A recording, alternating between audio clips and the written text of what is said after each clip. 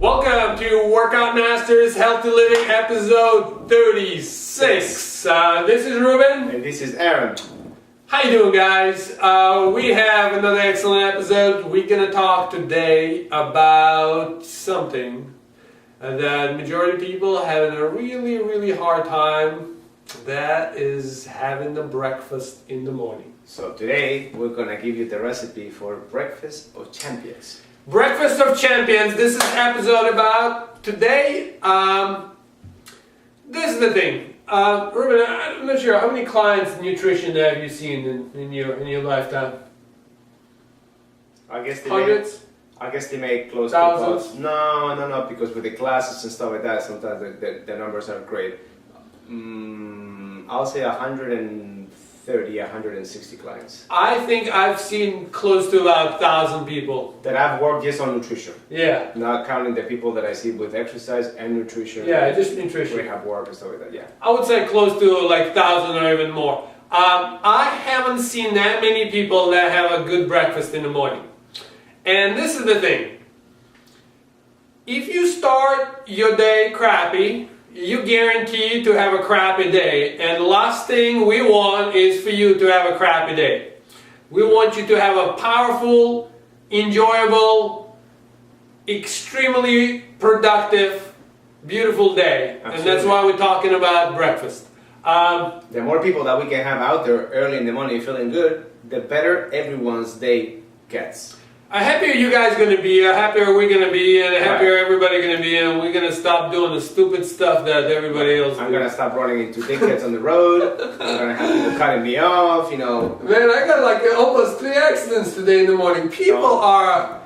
You know why people are so horrible in traffic? Because they're low blood sugar. Absolutely. Let's tear this one apart, man. The breakfast. Breakfast, that's mean breaking the fasting. Okay? Now... As we talk about fasting, and if you refer to episodes back that we had about holistic nutrition, when you low blood sugar, you do some very specific things. One of them is you get angry, because when you're hungry, you get angry. It's normal. You go hunting usually. You had to back in the days. And if you go hunting happy, you're not going to catch anything. So if you're going to eat something, you're going to be a lot happier. Yeah, and you'll be less aggressive. Less aggressive, for sure. The other thing that happens when you're low blood sugar is that your cognitive function is not going to be very good. So not only are you going to be brain farting around, is that you might make the wrong decisions at the wrong time, and that's not something that you would typically do. And then you might ask yourself, why did I do this? Or why did I say that? Or why did I react or respond that way? For a reason. Most likely you were low blood sugar and your brain function is actually diminished. So you might make the wrong turn. You might decide to just go to the right and you meant to go to the left. People tell them, turn the lights on, and they do something else. People do all kinds of crazy stuff when they're low blood sugar. Sometimes I want to take some eggs with me, cooked ones, and just not throw them to people in the morning, but just pass them around and say, hey, asshole. I thought you were going to throw it out. No, it's like, here, eat it. Eat, asshole. And you're being rude in the morning. It happens. People wake up in the morning so tired, so they start snoozing the alarm clock. And so, they have to get up, they have to get ready, get the kids ready. If they don't have kids, they have to get themselves ready. And, the best, way to be late is to have a really bad night of sleep. So people, fall behind in schedule, and they're trying to rush through things, and then it creates the mayhem, which sometimes is mayhem. Like, for example, what we have here in Miami early in the morning. And people are just, making their life a little more difficult than it has to be. So one way to feel better, to have more energy, to have better, brain function, not to have your emotions overcome you, is to have a breakfast. Like Aram said before, is breaking the fasting period that you went through night. At nighttime, you're gonna be using a lot of energy because your brain is functioning 24/7, 7 days a week, 360. Oh, hopefully. Your whole life. Hopefully. No, it is actually. No matter how, silly you might think some people are. But however, your blood sugar is gonna go really low. If in the morning, you make the grave mistake of, jumping out of bed, having your coffee machine, set up. Let's see, what do the people generally have in the morning? The vast majority of clients I had either have absolutely nothing in the morning, another vast majority have nothing with coffee, and just closely followed by that is cereal with low-fat milk or almond milk or soy milk, depending in which way or form you're trying to be healthier. What other options we have? I don't think there's any of that. It's kind of like strange. Really not a whole lot of options for breakfast. And that's breakfast. I mean, you mean as far as what they exercise? Yeah, they don't exercise any form of breakfast, intake. Yeah. As far as options, the options are plenty. It's just, unfortunately, we don't have any options what everybody else is doing. Right. So we want to change this, guys, and we want to start with you. Ruben, what's your good suggestions about what we can do for breakfast so we'll have more champions out there? Well, you're talking champion. Absolutely. Future. So if you're going to, if I'm going to be talking to a future champion, your nutrition is, I will say, it's more important than your everyday practice that you might be exercising, whether you're training for sports or any hobbies or anything that you do that requires some type of a physical movement. My favorite form of breakfast, and this is by far the best one, and it's the easiest one.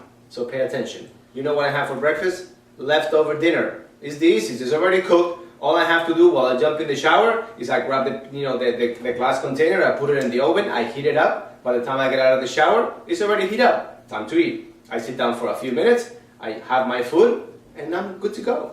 There's two things to it. First, he had self-control to leave part of his dinner for the breakfast. Which sometimes it doesn't happen. Because my honey... The second part of it is that he actually ate it in the morning. Absolutely. And sometimes it's hard to leftover dinner because, Janet cooks really, really good.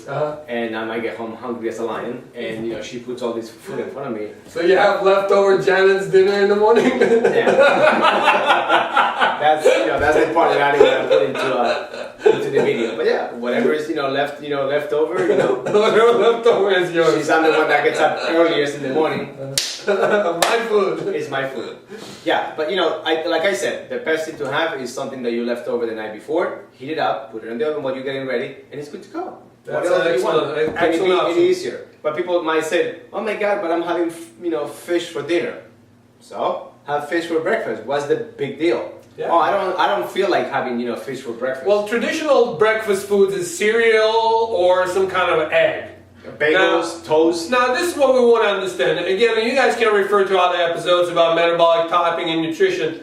We want to make sure that you have in the morning some sort of protein, some sort of fat, good fat hopefully, and some carbohydrates. So you want to have all three. So let's say if you just had a cereal with low-fat milk, all you had is carbohydrates pretty much. If you have eggs are protein.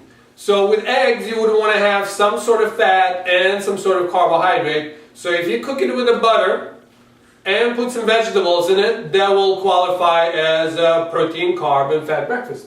Yeah? Absolutely. Okay. So besides the eggs, to get out of this mode of just having eggs in the morning, which I don't think there's anything wrong. By the way, some people need some sort of meat with eggs because eggs is not going to be enough of a protein. Eggs is not very substantial protein. For some people. For some people. Some people do just fine just on eggs. Some people don't. I do. What you want to know about breakfast is that you want this breakfast to last you for some time. I generally say 4 to 6 hours. So the best thing to find out for you if the breakfast is functioning for you well is when you eat it, check with yourself 2-3 hours down the road and see how you feel. If you feel good, if you're powerful, if you do things just the way you want it, you operate good mentally, physically, emotionally, chances are that was an excellent breakfast for you. Right, and if you feel any diminished on your function as far as emotional, cognitive, physically, just have a snack. Now don't let anybody to tell you was it a good breakfast or a bad breakfast. This is the only one person knows it was good for you or not, and that's you. Absolutely. And nobody but you. Right. If you see some Eskimo sitting and eating blubber in the morning and he feels great, that's his business. It's